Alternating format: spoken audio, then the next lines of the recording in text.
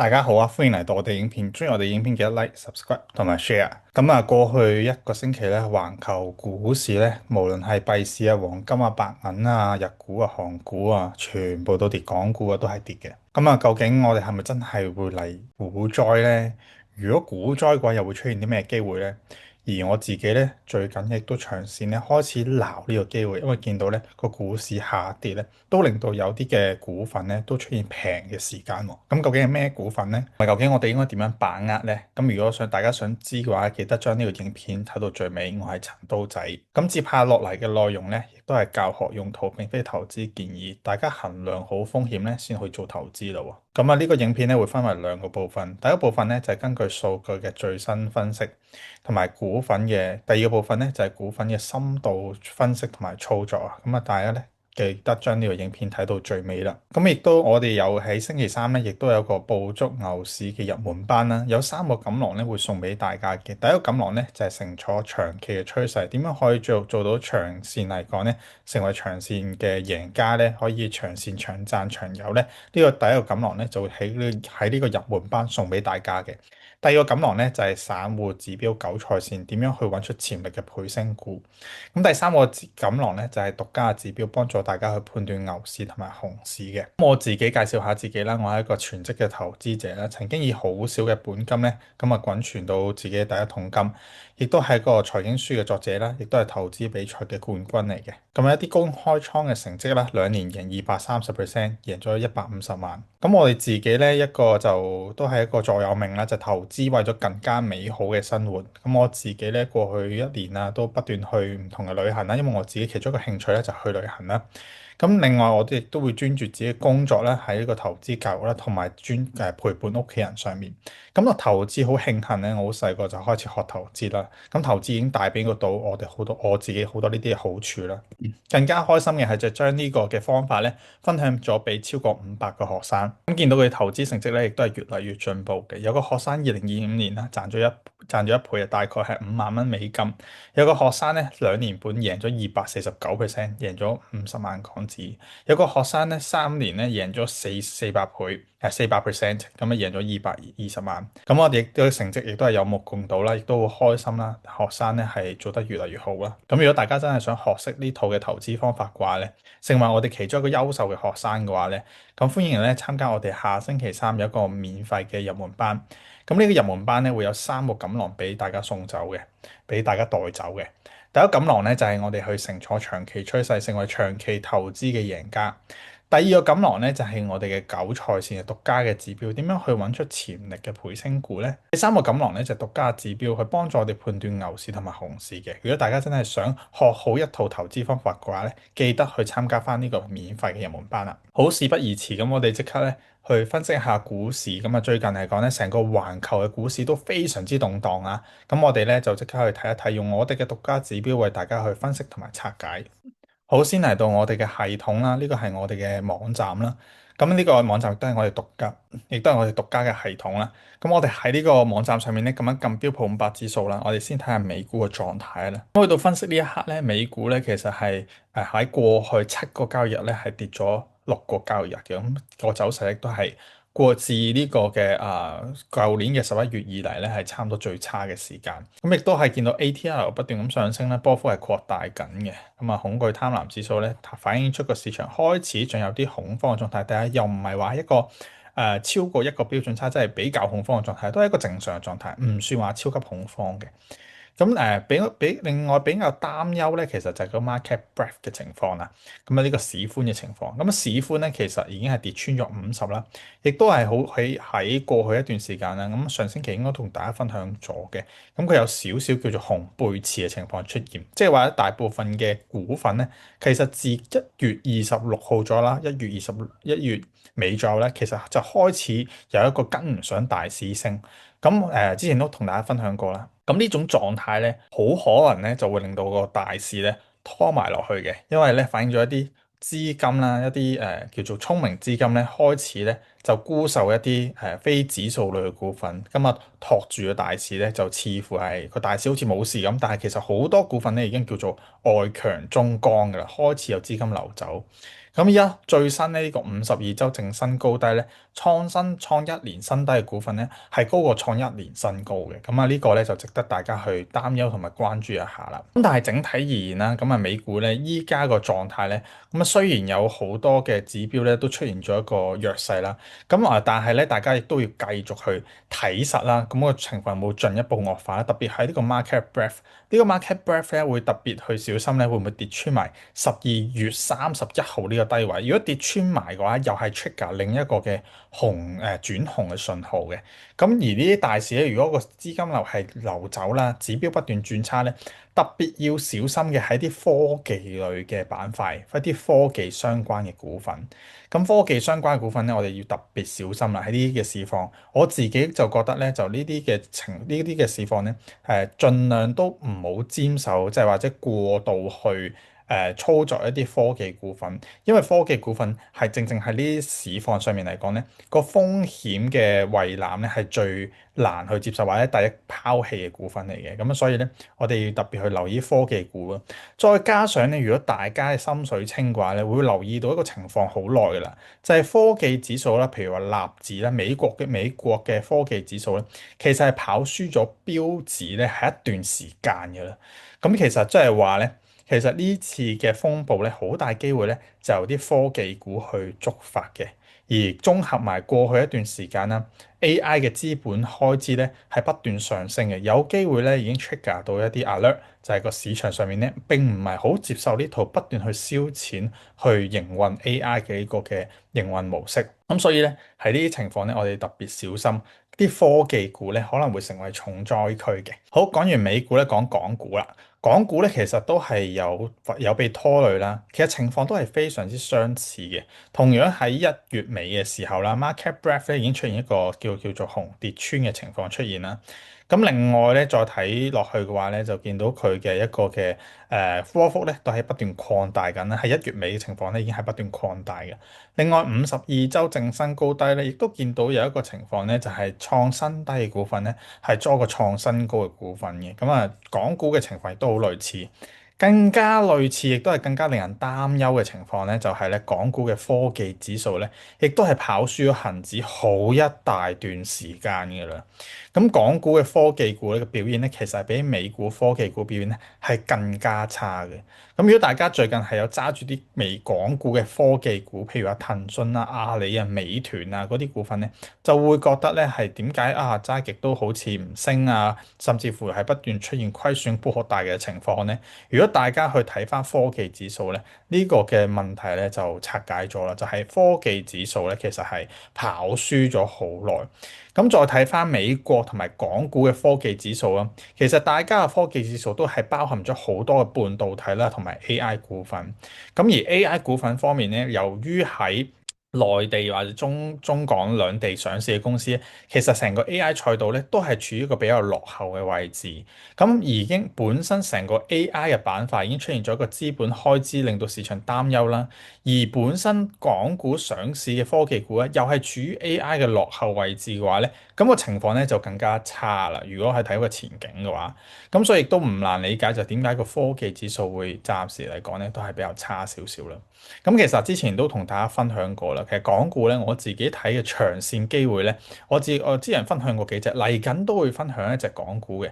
我自己一直睇好嘅港股板塊咧，都未必完全係科技股嘅，甚至乎更加多咧都唔係科技股添。咁之前都分享過一隻股份領展啦，領展我自己嘅買入價咧都到依家啦，就算成個港股跌咗落嚟都好啦，依然都可以係企穩咗喺我自己買入價，同埋依然都係有一個唔錯嘅叫做跑贏大市嘅表現。咁我自己去睇港股成個嘅板塊嚟講咧，我就未必話會擺太多資金喺科技股啦。咁啊，大家咧可以去留意一下。好，咁講完港股、美股，當然要講下 Bitcoin 啦，因為最近嘅簡直係一個風暴嘅中心啦。咁啊，Bitcoin 咧已經係最低跌到去6萬蚊美金啦。咁喺一星期之前咧，都仲喺8萬美金嗰度徘徊掙扎啦。咁但係一星期之後已經去到6萬蚊美金啦。咁其實呢個情況啦，我哋都多次提醒啦，係 Bitcoin 咧其實進入咗一年嘅熊市咯，係一個比較長期嘅熊市。咁喺2025年嘅下半年嚟講咧，其實都多次同大家去提醒。如果大家都有聽到相關嘅提醒嘅話咧，記得俾個 like 同埋係去讚好我哋嘅影片，亦都可以咧去參加翻下星期三嘅免費入門班。因為呢個免費入門班咧，將會學識到咧點樣可以更加準確地把握熊市同埋牛市。點解我哋會係喺呢個比特幣未出現熊市之前，仲喺牛市當中，我哋已經可以講到一個轉熊嘅信號咧？點解我哋係之前幾個星期啦，同大家分析股份，例如係 MGM 啦，上星期分享隻 MGM 咧，其實已經係呢個星期已經係升咗上嚟。另外分享嘅領展咧，亦都係跑贏大市咧最近。咁點解一直可以做到咁精準去把握到啲機會咧？同埋喺呢啲嘅市況上面咧，完全係好有信心啦，唔怕唔去擔憂，唔去去擔憂啲波幅咧。咁大家一定要參加翻呢個免費嘅入門班，喺下星期三嘅夜晚8點鐘同大家見面啦。畫面有個 QR code，description box 亦都係個連結嘅。畫面下面嘅 description box 咧，大家撳翻開個連結咧，就可以報翻個名，參加翻我哋最新嘅免費入門班啦。咁啊，到時候希望可以再教識大家更加詳細嘅究竟成個大市係點樣玩法。好，咁所以翻到嚟比特幣呢個嘅走勢啦，咁我自己就已經係喺早前大概10萬蚊樓上11萬嘅位置咧，已經係減持咗90成嘅比特幣持倉。咁剩翻1成咧，我自己都係一啲長線嘅部署，我就唔會去理會嘅啦，因為已經係叫做大半90成嘅利潤咧，我自己係 take profit。咁變相咧，我自己有更加大嘅空間咧，可以咧去承受波幅啦，同埋慢慢去等待嘅。咁但係咧，依然都唔能夠忽視啦，就比特幣依家都係處於一個比較危險嘅週期啦。我自己咧就唔會係我自己嘅目標價，其實之前都分享過啦，都講得好清晰啦。我自己咧會睇係由高位回調7成嘅。咁依家咧暫時嚟講咧，只係高位回調大概一半左右嘅啫，就未去到7成。咁我自己會繼續等待一啲更加有利機會先出手啦。咁但係我自己亦都覺得短線嚟講咧，比特幣已經係非常之超賣啦。嚟緊3個月咧，我覺得似係進入一個橫行週期居多嘅，而唔係會不斷去下跌嘅。我覺得嚟緊3個月會進入橫行週期嘅。咁大家亦都要注意翻啦，就呢個嘅成個市場嘅風險係要去把關好啦。因為其實見到個市場咧，係隨時都可以發生啲好兇險嘅情況。市場係雖然之前好似賺得好輕鬆咁，但係一旦市場出現回調咧，就係見真章嘅時候。投資有句説話係一個名句啦，就係當潮退嘅時候咧，先知道誰在裸泳啊！呢啲就係潮退嘅時間啦。能夠喺潮退嘅時間咧，都依然屹立不倒嘅話咧，大家如果真係想學識呢套方法嘅話咧，記得參加翻我哋免費入門班。畫面下面有 QR code 嘅，咁啊到時同大家見面啦。好，咁啊用我哋嘅獨家指標分析咗大市之後咧，就嚟到我哋第二個部分啦。第二個部分咧就係一啲股份嘅詳細分析啦，同埋一啲深度嘅操作分析嘅。咁第一隻股份咧，同大家分享啦。咁上兩星期同大家分享嘅股份啦，其中一隻 MGM 咧都即刻爆升咗噶啦。咁嗱嚟緊咧就會再同大家分享多2隻股份啦。個人都覺得咧係有一個好好嘅，即係長線啊、中線咧都有一啲咧好好嘅質素喺度嘅。咁大家咧可以細心去聽實啦。鍾意我哋影片記得 like、subscribe 同埋 share。亦都上星期咧好多嘅留言啦，都留言咗話想聽收息股，亦都想聽增長股。嗱，如果大家係想聽增長股嘅話，就要聽實啦。咁啊，因為增長股其實咧會比起簡單嘅收息股咧係更加複雜嘅，亦都係比較難去掌握嘅。因為咧增長股嘅波動性咧係比較強嘅，而且增長股咧要更加多去預測嘅未來究竟係點樣行，數要更加精準嘅。收息股好多時候咧，我哋只要見到佢業務嘅性質咧係會比較穩定嘅時候，我哋揾個平嘅價錢咧去買入就得㗎。但係增長股係唔同嘅，增長股咧好多時候咧係冇平嘅價錢嘅，係越買越貴嘅。咁甚至乎咧就會見到佢嘅上升咧係往往當我哋想買嘅時候咧，佢就已經升咗嘅。所以增長股嘅把握係更加難把握嘅。如果大家真係想識點樣去把握個增長股，除咗聽我哋分析之外咧，記得參加翻我哋嘅入門班啊！咁第一隻分析就係隻禮來啦，LLY 咧，亦係一隻藥股嚟嘅，咁亦都係一個好出名嘅好出名嘅減肥藥嘅出減肥藥嘅一間上市公司啦。咁啊，最新嘅股價咧係1040蚊喺夜盤嘅時候，咁亦都見到啦。我哋自己最近咧係再加注隻禮來嘅，咁啊攤薄嘅成本價咧大概係985蚊。因為其實禮來咧喺過去一段時間都同大家分享過幾次嘅啦，咁依家再分享多次，因為見到咧出完業績之後咧，因為成個股市大冧咗落嚟咧，佢反而咧出現咗一個低級嘅機會啊！咁我自己咧亦都見到啦，畫面呢度咧，我自己大概一千零七蚊左右咧，我自己係再即係11蚊左右咧係再買入嘅。咁我哋可以見到啦，咁其實就呢個嘅禮來咧，咁啊即刻已經有反彈到1040蚊啦。咁介紹下禮來嘅三大亮點同埋三大嘅風險啦。第一個亮點咧就係 GLP 藥物嘅爆發啦。大家一定要去研究下乜嘢係 GLP-1 嘅藥物。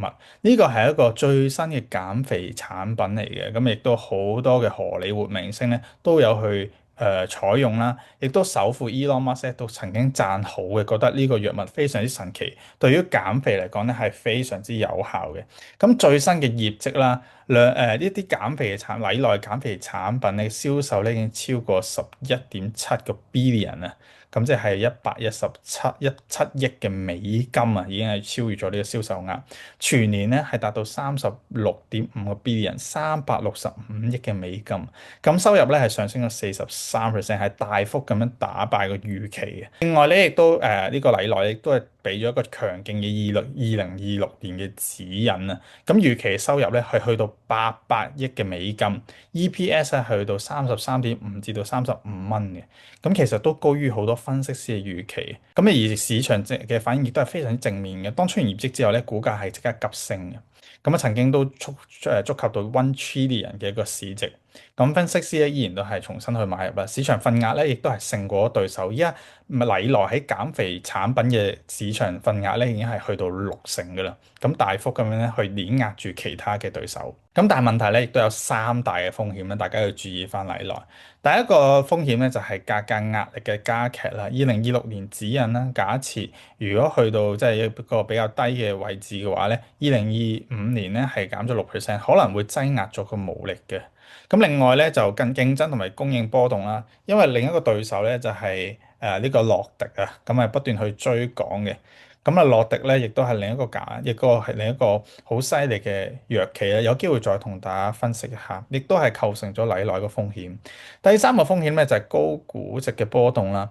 依家禮來嘅市盈率咧其實係呢個嘅大概係30倍至到33倍。呢個市盈率嚟講咧，對於一啲增長企業嚟講咧係絕對唔高啊，但係咧都要留意翻啦。即係呢個市盈率咧，亦都算係一個比較高嘅市盈率嚟嘅。咁所以咧，如果一旦個市況咧出現一啲不明朗因素嘅話咧，其實禮來咧都帶有一種科技股嘅性質，佢嘅風險胃納嘅接受程度咧，都係會比較嚴謹少少嘅。當如果市場咧係流動性稀缺嘅時候咧，呢啲PE 咧係達到30倍嘅企業咧，好多時候咧都會首當其衝嘅。咁但係喺長線上面嚟睇咧，PE 30倍對於一隻增長股嚟緊嘅每年嘅收入係達到一個高雙位數字，去到40%嘅增長咧，其實咧係一個唔錯嘅長線嘅一個嘅估值嚟嘅。咁但係當然啦。估值平啊，唔代表唔可以更加平，要好睇個市況係如何。如果大家真係想入手呢類股份咧，一定要好了解究竟一間公司係做緊啲乜嘢，要好清晰去研究翻究竟 GLP-1 藥物有幾咁吸引，佢嘅銷售渠道啦，同埋佢嘅客戶嘅黏性究竟有幾高啊？呢個係非常之重要。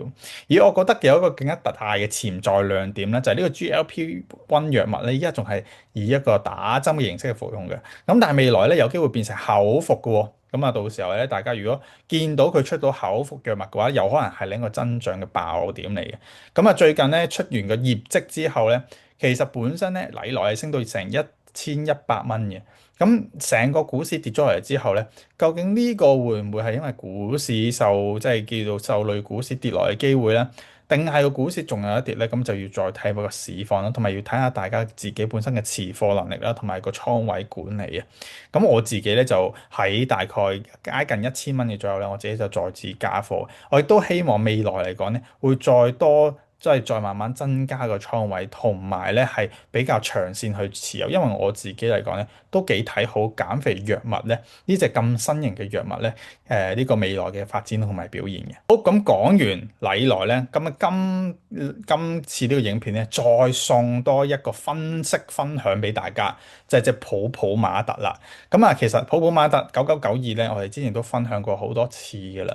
咁啊，普普馬特咧最近咧亦都係逆市表現得非常之好啊！過去啱啱講到啦，美股過去7個交易日咧跌咗6個交易日，港股過去7個交易日咧都跌咗大半嘅交易日，但係普普馬特咧過去7個交易日咧係升咗6個交易日嘅，個走勢咧係非常之強勁嘅。而點解會係咁啦？咁我今次咧又再一次再同大家分析。而最近咧，我係唔單止自己係長線投資啦，我幫屋企人咧亦都係買入咗呢隻嘅股份嘅。